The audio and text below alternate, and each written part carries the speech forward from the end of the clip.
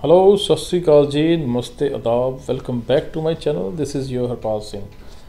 आज हम बात करेंगे कनाडा के बारे में। जी हाँ, जो लेटेस्ट अपडेट्स अभी आया है कनाडा के बैकलॉग के बारे में बात करूँ, प्रोसेसिंग टाइम का, आज वो डिस्कस करेंगे। ठीक है, तुहानू पता लगता है भी हुण जिहड़ी फाइलां आ थोड़ा डिले ना प्रोसैस हो रही हैं। ठीक है, वो कई रीजन भी है। एक तो सब तो बड़ा रीज़न ये है at present as per the reports 22 lakh pending files are there with IRCC। हाँ जी, IRCC के पास 22 लाख फाइलें पेंडिंग हैं फॉर ऑल कैटेगरीज। ठीक है, एंड जो सबसे ज़्यादा इम्पैक्टेड कैटेगरी है that's a temporary visa category. And इसमें काफ़ी अलग अलग कैटेगरीज आती हैं, चाहे वो टूरिस्ट है, स्टूडेंट है या और कैटेगरीज हैं। वी कैन डिस्कस दैट कि कौन कौन सी हैं। ठीक है ना, बात करेंगे उसके बारे में आज। इसका प्रोसेसिंग टाइम पे क्या इम्पैक्ट होगा, so we'll discuss this today. ठीक है जी, अब आगे हम ये बात डिस्कस करेंगे किस कैटेगरी पे क्या है, क्या इम्पैक्ट है। Will discuss that. And before starting the video, as I always say, do subscribe the channel. जिन्होंने कर दिया, thank you so much. Subscribe करो, वीडियो शेयर करो ताकि दूसरों के भी काम आ सके। And yes, if you guys need any kind of immigration help, you can reach us on the given numbers.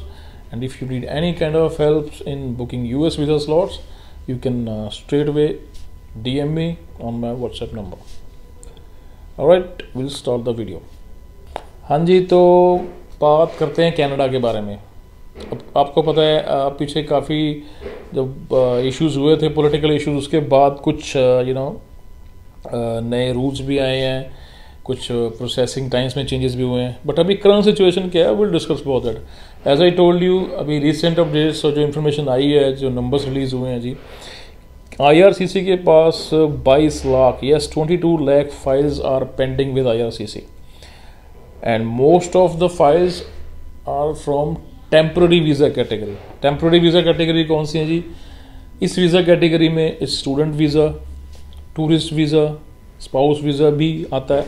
ठीक है, तो ये कुछ वीज़ा कैटेगरीज हैं जो मैक्सिमम इम्पैक्टेड हैं, जो बैकलॉग के अंडर है। So if I talk about exact number, so बात करूँ जो एज ऑफ December 31, 2023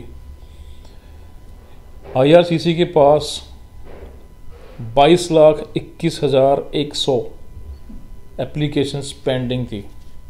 ठीक है, अब इतनी सारी files, it's a huge number and we daily apply number of visas. सारी दुनिया से डेली फाइलें जाती हैं, लाखों केस अप्लाई किए जाते हैं। एंड ये उसके अलावा बैकलॉग है। अगर हम उसमें बात करें कि कैटेगरी वाइज क्या चल रहा है, अगर मैं बोलूँ टेम्पररी कैटेगरी, जो मैंने आपको बताया, स्टूडेंट है, टूरिस्ट है या दूसरी है, उसमें कितने हैं वो भी नंबर्स उन्होंने शेयर किए हैं जी। फॉर टेम्पररी वीज़ा फाइल्स जो है जी 21,88,400 फाइल्स आर पेंडिंग। सो आपको पता लग गया होगा कि 22 लाख में से 95% जो बैकलॉग है वो इसी कैटेगरी का है। ठीक है, अब ये जो कैटेगरी हैं तीनों सारी मोस्टली इसी में आती हैं। ठीक है, इवन वर्क वीज़ा भी आता है, टेम्पररी वर्क वीज़ा भी इसी में आता है। सो अब उस कैटेगरी में इतना बैकलॉग है, हाउ विल दिस इम्पैक्ट? अब इतना बैकलॉग को प्रोसेस करने में टाइम लगता है, आपकी फाइलें डिले हो रही हैं, प्रोसेसिंग में कुछ डिले भी हो रहे हैं इस टाइम, आपको पता है। ठीक है, सो वो बात करेंगे भी क्या क्या कैटेगरीज में क्या क्या इश्यूज आ रहे हैं। और दूसरी बात, अगर हम बात करें जो डिले है वो तो अभी है ही है। पीछे देखा जाए जो टूरिस्ट वीज़ा है, हमने जब अप्लाई किया था कुछ बंदों के लिए 5 से 10 दिन में भी वीज़े आए हैं। ठीक है, but now it's taking almost month and more. ठीक है, बाकी स्टडी वीज़ा तो जो टाइमिंग से चल रही हैं, पहले से थोड़ा डिले हुआ है। ठीक है, अभी जो एज सच जो प्रोसेसिंग टाइम्स का है, वर्क वीज़ा में भी डिले हुआ है प्रोसेसिंग में। ठीक है जी, चलो अब बात करता हूँ मैं चेंजेस जो हुए थे। देखो पीछे आपको पता है नए रूल्स इंप्लीमेंट किए गए थे जिसमें कि कैपिंग लगाई गई थी। वो जो कैपिंग के बाद है, स्टूडेंट वीज़ा पे थोड़ा इम्पैक्ट पड़ा है, क्योंकि जब से वो अटेस्टेशन का जो रूल बनाया गया है, अटेस्टेशन लेटर्स के चलते ऑलमोस्ट 6% बोलूँगा मैं, या 5.6 बोलूँ, it either why would exact number is 5.79% files are reduce. जी हाँ, ऑलमोस्ट 5.79% लोगों ने एप्लीकेशन लगानी बंद कर दी है, just because of attestation letters. They are not getting the letters or they are delayed. So now people are changing their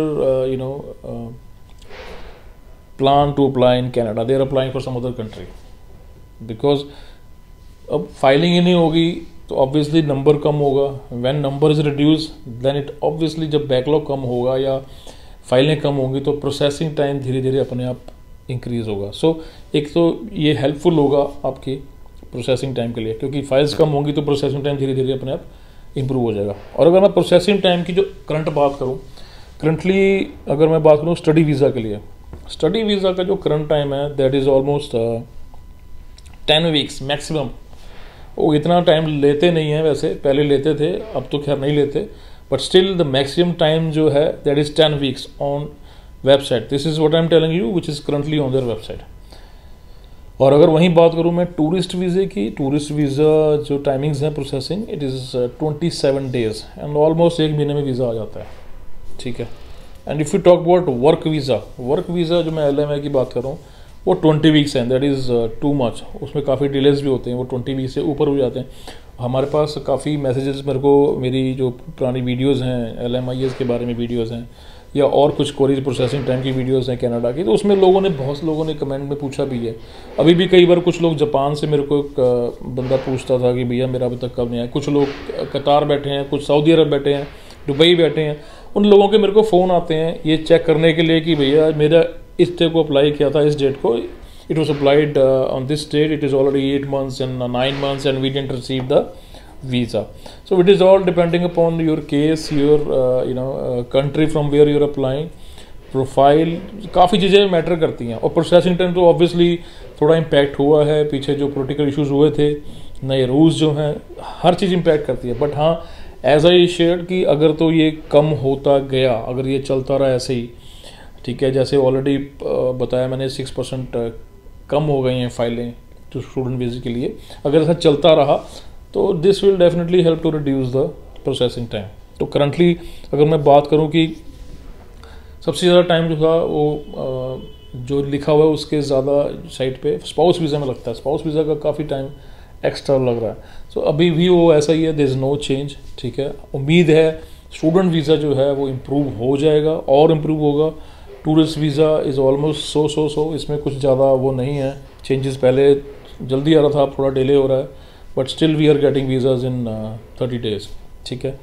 सो ये जो करंट सिचुएशन है, it is just to share with you कि backlog भी इतना पड़ा है जो Canada ने शेयर किया है, वेबसाइट पे शेयर किया है.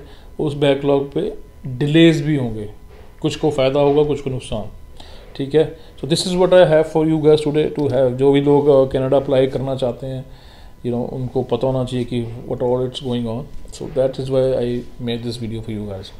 चलो, till my next video, you guys take care and have a nice day. Thank you for watching the video.